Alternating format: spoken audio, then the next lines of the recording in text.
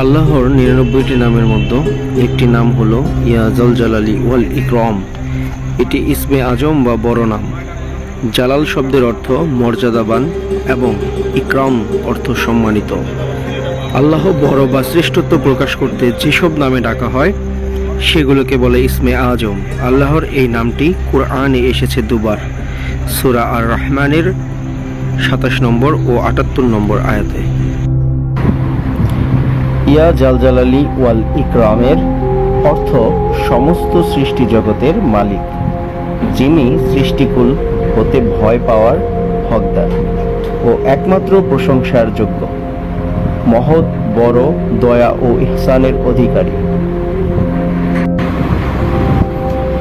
নবীজি সাল্লাল্লাহু আলাইহি ওয়াসাল্লাম এক হাদিসে বলেছেন, তোমরা সবসময় ইয়া জাল জালালি ওয়াল ইকরাম পড়াকে অপরিহার্য করে নাও।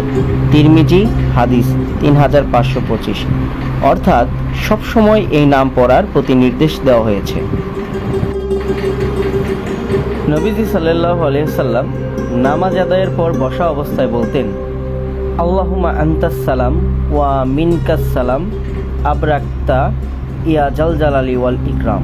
অর্থাৎ, হে আল্লাহ, আপনি সালাম শান্তি নিরাপদ প্রদানকারী, আপনার পক্ষ থেকেই সালাম শান্তি নিরাপত্তা আসে, আপনি বরকতময়, হে মহিমাময় মহানুভব।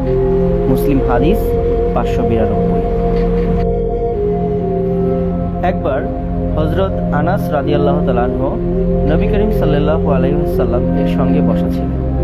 তখন ওইখানে এক লোক এসে নামাজ পড়ে এই দোয়া করল, আল্লাহুম্মা ইন্নী আসআলুকা বিআন্না লাকাল হামদু লা ইলাহা ইল্লা আনতাল মান্নান বাদিউস সামাওয়াতি ওয়াল আরদ ইয়া জাল জালালি ওয়াল ইকরাম ইয়া হাইয়্যু ইয়া কাইয়্যুম।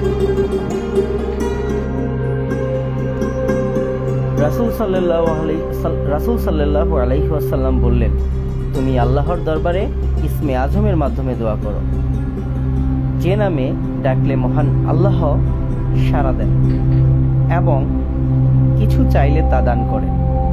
সুনানে তিরমিজি ৩৫৪৪, আবু সাঈদ ১৪৯৫, নাসাই ১৩০।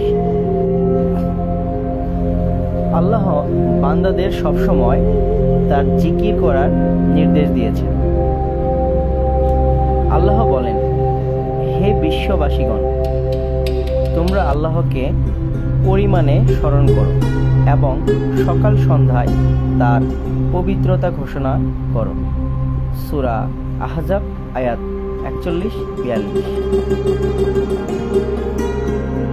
আল্লাহর গুণবাচক নামের জিকির করার তাগিদ দেওয়া হয়েছে কুরআন ও হাদিসে। কুরআনে আছে, আর সুন্দর নামগুলোর আল্লাহরই, তোমরা তাকে সেই সব নামে ডাকবে যারা তার নাম বিকৃত করে তাদেরকে বর্জন করবে, তাদের কৃতকর্মের ফল তাদেরকে দেওয়া হবে। সূরা আরাফ আয়াত ১৪৩। ইমাম আবু জাফর তাবারি রাহমাতুল্লাহ আলাইহি বলেন, আল্লাহর প্রতিটি গুণবাচক নামই ইসমে আজমের অন্তর্ভুক্ত। যদি কোনো লোক এটি নিয়মিত পড়ে তবে আল্লাহর এই দুনিয়ায় ও পরকালের সব কাজ সুন্দর ও সুষ্ঠুভাবে সম্পন্ন করে দিবেন।